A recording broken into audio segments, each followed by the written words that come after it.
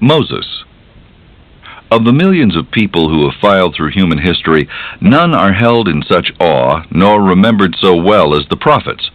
Compared to them, even the greatest artists, thinkers, and achievers seem like minor players. For nothing seems to capture the imagination or aspirations of humanity so much as the idea of a person who possesses higher knowing and can guide and enlighten others. The tradition of the prophets began in the West with a man named Moses, a biblical figure who is one of our earliest examples and enduring models of what a prophet is and how he works. Although there are some who think Moses wasn't an actual person or that he was a composite of many people, scholars generally believe that he was real and that his story, although mingled with legend over time, is authentic in its outline. That story may be taken literally or symbolically, but either way, it offers examples of the meaning of faith, courage, and obedience to divine will. Moses has traditionally been considered the author of the first 5 books of the Bible, including Genesis, which is why these works are called the Book of Moses. They make up the Torah, the sacred text of Judaism. Of these 5, the last 4 tell of Moses' life: Exodus, Leviticus, Numbers, and Deuteronomy. In addition, the biblical accounts of his life seem to come from varied sources of different time periods, the earliest being written at least 200 years after he lived. They were passed orally from generation to generation until someone wrote them down between 1000 and 400 BC. The story of Moses is both spiritual and earthy, filled with the struggle and drama of human life and the glory of divine miracles. Moses himself is a complex person of many roles and skills. Besides being a prophet and founder of the community of Israel, he was a political organizer, a military commander, a diplomat, a lawmaker, and a judge. He kept the Israelite nation united during its long years of wandering the desert between Egypt and Canaan, later called Palestine. It was not an easy task. His followers often complained and rebelled, and though Moses was mostly understanding, even he lost his temper now and then. Yet he had so much compassion for his people that he repeatedly intervened on their behalf when God threatened to punish or destroy them. Much of his work was as a mediator, a go-between who carried God's word to the people, interpreted it for them, and went back to God to defend them when they violated his word. It was a difficult position that required enormous energy, commitment, and patience. He can be viewed as a hero on any level, religious or historical. The life of Moses was dramatic from the beginning. Most people know the story of how he was placed in a basket and abandoned in a river by a mother who hoped to save his life. He was a Hebrew, born in Egypt, probably in the late 14th century BC, 200 to 500 years after Abraham. At the time, the Pharaoh had become disturbed by the growing number of Hebrews in his land, which he saw as a threat to his power. The Hebrews had migrated to Egypt hundreds of years earlier from Canaan, which later became Palestine. The Egyptians had enslaved them and forced them to build large cities and palaces. What they were really building, however, was the ego of the Pharaoh, who was trying to make up for a humiliating military defeat by constructing monuments to his glory. Over the years, the Hebrew population in Egypt had grown steadily, so that about the time of Moses' birth, Pharaoh had ordered the death of all newborn Hebrew males. This plan had been only partially successful because the Hebrew midwives, who were instructed to kill newborn boys, didn't have the heart to do so. When Pharaoh sent for them and asked why they weren't following his orders, they told him the Hebrew women were not like Egyptian women. They're so strong and lively that they give birth before the midwives can even get there. In exasperation, Pharaoh then issued a proclamation that every newborn boy was to be thrown into the Nile. According to tradition, Moses' parents hid him for 3 months and then set him afloat on the Nile in a reed basket sealed with pitch. The baby's sister, Miriam, hid on the shore and waited to see what would happen. Then, who should come down to bathe in the river but the daughter of the Pharaoh himself, who discovered the baby, knew it must be a child of the Hebrews, and took pity on it. She decided to raise the child herself at the royal palace. The sister came forth at this point and offered to find a Hebrew woman who would nurse the baby, a plan that appealed to Pharaoh's daughter. Off went the girl to find the baby's true mother, who nursed and cared for her son until he was old enough to be turned over to the daughter of Pharaoh. That is how Moses, the child of Hebrews, came to be raised in the court of Pharaoh. The name of the Pharaoh at this time is never given in the Bible, but if the details of the story are accurate, scholars believe it would have been Seti I. The Bible is silent about the years Moses passed at court, but from his knowledge later, it can be assumed he received the usual training in religious, civil, and military subjects.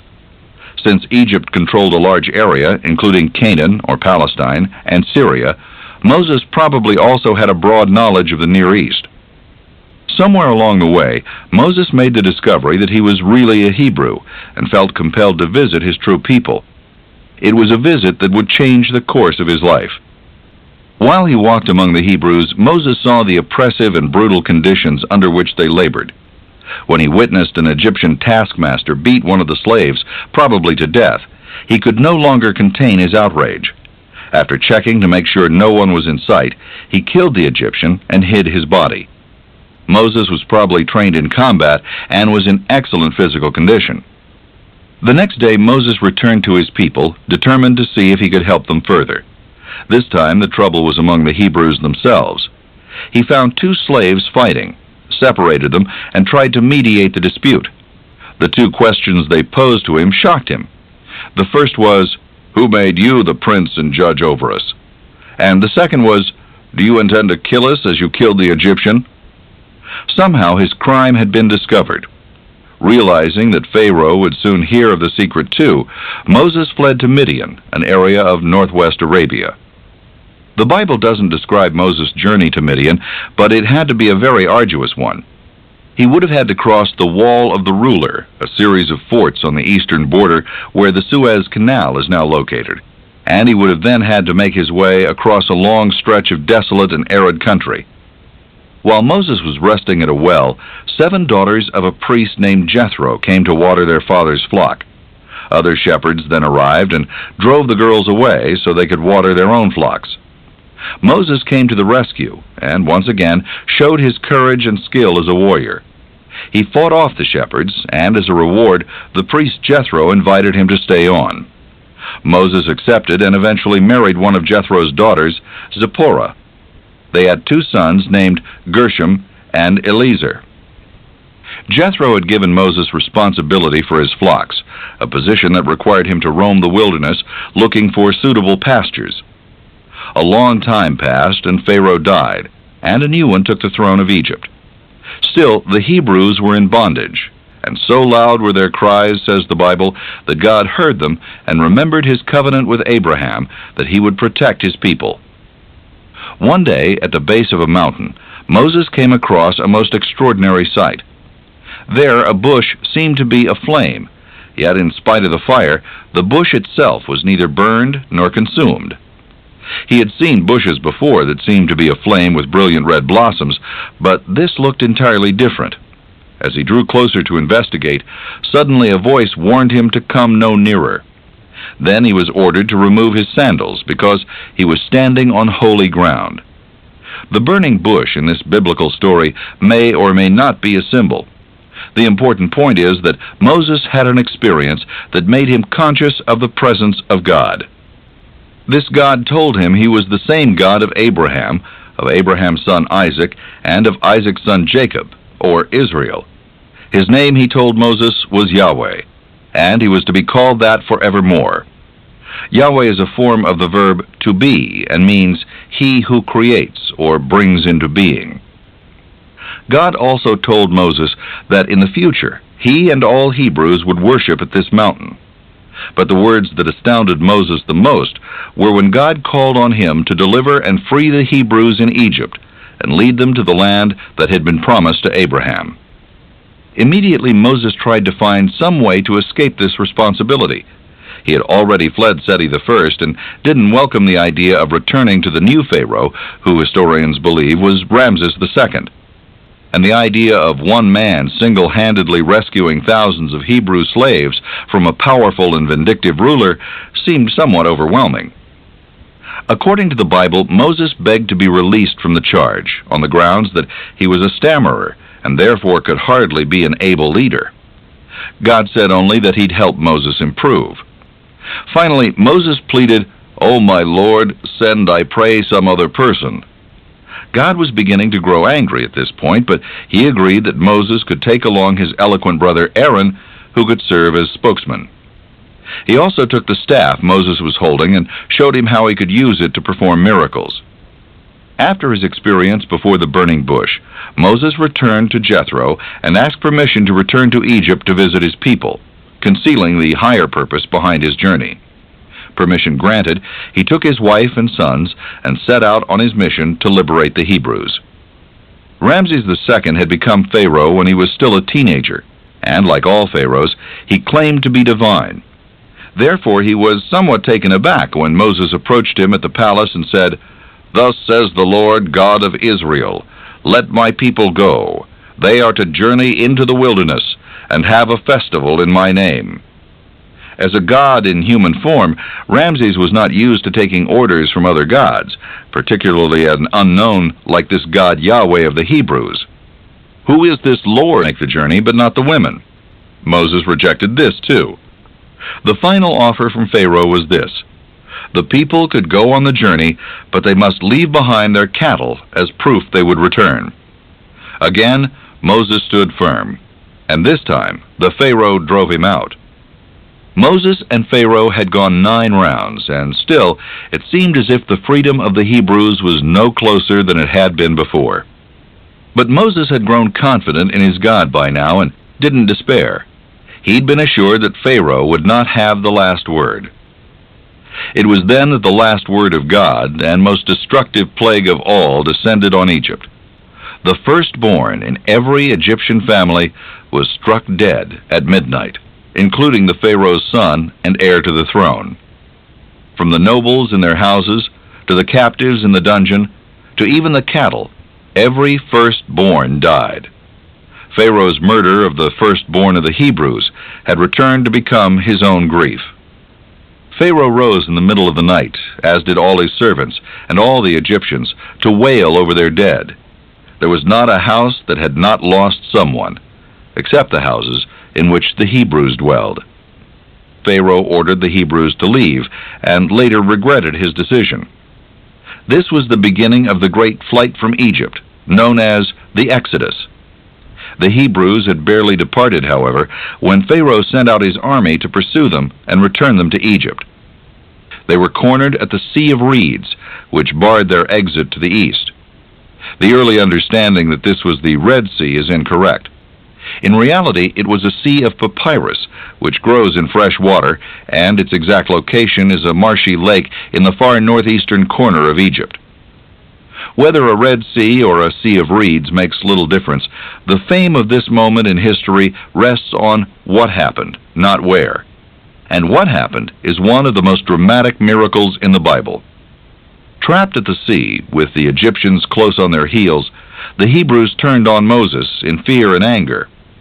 Moses called on God to help, then advised his people to remain calm and watch for deliverance. All that night a strong wind blew from the east, and when the Hebrews looked at the sea, they saw the wind had swept the waters aside, creating a corridor through which they could pass.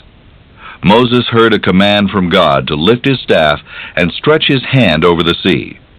As he did, the final waters parted, revealing an avenue to safety.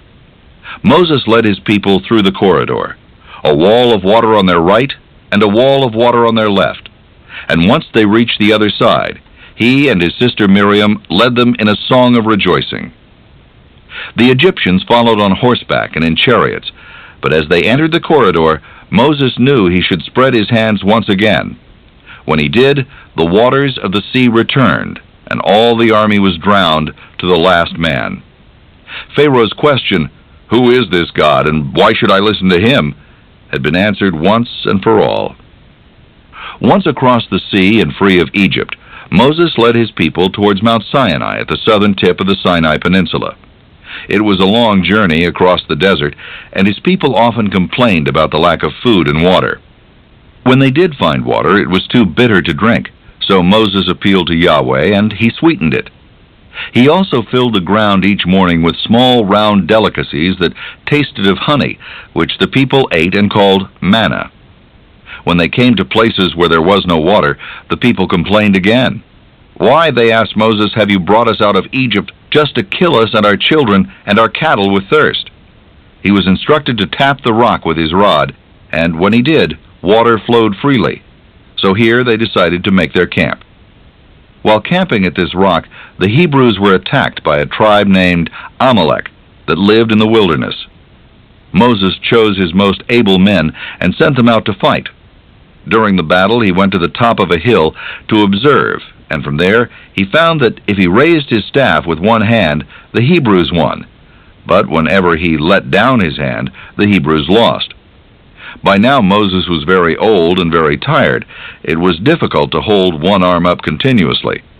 So he sat himself on a stone, and Aaron and another man held his arm up for him. Moses remained like this all day until at sunset his people had defeated the Amalekites. 3 months after leaving Egypt, Moses brought the Hebrews to Mount Sinai, where God had spoken to him in the form of a burning bush. Now Yahweh would speak to him again. This time God appeared in a terrific thunder and lightning storm at Mount Sinai. Moses went up into the mountain and remained there 40 days and nights. During that time, God described the agreement that now existed between him and the Hebrews, whom he'd saved. From now on, he said, the Hebrews would be known as the nation of Israel. Because of the love and care he had shown them, Yahweh now commanded a pledge of their obedience to his will. These instructions he gave to Moses in the form of the 10 Commandments, which were inscribed on 2 stone tablets.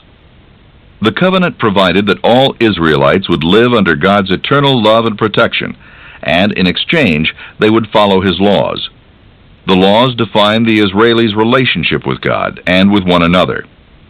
Because Yahweh was the only true God, one of the first 10 Commandments was a ban against all other gods. There was also a ban against making images of God.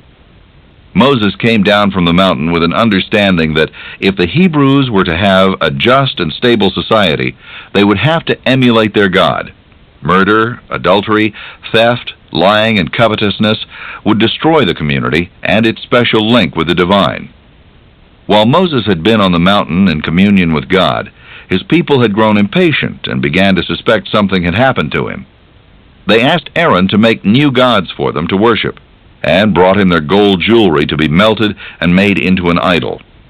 When Moses returned, he found them worshiping and dancing before a golden calf idol set up by his own brother. So angry was he that he smashed the stone tablets on which the commandments had been inscribed. Then he took the calf they had made and burned it in a fire. When that was done, he ground it into powder, threw it in the water, and made his people drink it. Moses then took a place at the entrance of the camp and called out that everyone on God's side join him. Many of those who refused to come were slain. When the crisis had passed, Moses cut 2 more tablets out of stone, like the first ones, and carried them back up the mountain. He found Yahweh angry too, and prepared to disown the Israelites, saying he would begin anew with the descendants of Moses. It was Moses who interceded on their behalf, even asking to have his own name blotted from God's book, if God could not forgive them. Yahweh did not destroy the Israelites, but soon afterwards many of them died, convincing the others they were being punished for their sin and leading them to accept the covenant. God carved a new copy of the 10 Commandments into the stone tablets Moses had brought, and sent him back down the mountain. When he reached the camp, his face shone with such a bright light that his followers were afraid to even approach him. For the next days he taught them the laws and commandments that God had given him and told them of their covenant. Once they'd accepted and confirmed the covenant, the real challenge began. For the people were not just to know the covenant, but to live by it. This meant that Moses would have to interpret the commands and issue ordinances and guidelines for specific situations. No longer was he only Moses, their leader. Now he was Moses, the lawgiver.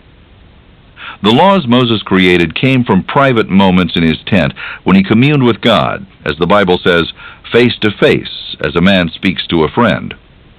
Any violation of the covenant would mean the person would have to atone, and that in turn meant there would have to be a priesthood to direct the atonements and officiate at sacrifices and in worship. He designed a movable structure for religious services called a tabernacle, which served as the official meeting place for God and the people. There would also have to be a system of judges and hearings to regulate civil matters. Here at Sinai, the entire structure of the Hebrew community was formed. Israel remained in the desert under Moses' leadership for many years, camping at oases. As the Hebrews left Sinai and began their journey to Canaan, Moses had to confront more and more problems as a leader. The people became increasingly frustrated with the difficulties of their travels, and more resistant to his orders. They challenged his authority and questioned their faith in a God they could not see. Even when they at last arrived at the promised land, they refused to enter. Their spies had reported that although the land was rich and fertile, the inhabitants were strong and had many walled cities. In their fear, they couldn't accept that God was still with them and would protect them. When Moses urged them to continue and conquer the land of Canaan, his people almost stoned him rather than obey. Again, he had to intercede with Yahweh, who once more threatened to destroy them and raise up an even greater nation. Instead, he turned them back to the desert to continue their dreary wandering. Moses kept his patience. Over and over, he reminded his people of what God had already done for them, encouraged them to have faith, and did his best to meet their needs and calm their fears. He lost his patience only once. This occurred when the people complained about the lack of water again. God had told Moses to use his staff and speak to a rock as he had done before, and that water would flow freely. But exasperated by the constant defiance of his people, Moses instead took a stone and struck the rock twice in anger, calling his people rebels. When he did so, water flowed forth, but so did God's anger. According to tradition, it was because of this lapse in self-control and faith that God would not allow Moses to enter the promised land of Canaan. The Hebrews continued, sometimes circling unfriendly territories, sometimes led by Moses to conquer them, in what they saw as holy wars. Often they were attacked by hostile tribes, but always Moses led them to victory. He led one of these successful military campaigns shortly before his death, when, according to the Bible, he was far beyond the age of 100. When they survived the years of wanderings, years that probably totaled about 40, they finally arrived again at the border of the Promised Land. Moses renewed the covenant made at Sinai as his last official act. He called together the leaders of the 12 tribes and blessed them. He laid his hand over Joshua and gave his leadership over to him. Then, at an age said to be 120, he left his camp in the Jordan Valley and climbed to the top of a mountain from which he could view the land of promise that spread out before him. He saw all the land of Canaan as far as it stretched to the sea. He saw the plain of the valley of Jericho and the city of palm trees. As he looked, he heard God say, "This is the land which I promised. I have caused you to see it with your eyes, but you shall not go over into it." Moses had led his people there as commanded, but he himself could not enter. After Moses climbed the mountain, the Israelis never saw him again. What happened on the mountain and his death and burial remain a mystery. According to tradition, Yahweh buried Moses himself. After the death of Moses, Joshua led the nation of Israel into the land of Canaan, the Promised Land. Without Moses, there would be no Israel. It was he who led the Hebrews from Egypt, guided them through many hardships to a new land, and founded their community. As the vehicle and interpreter of the Ten Commandments, he left a lasting influence on the religious life, morals, and social ethics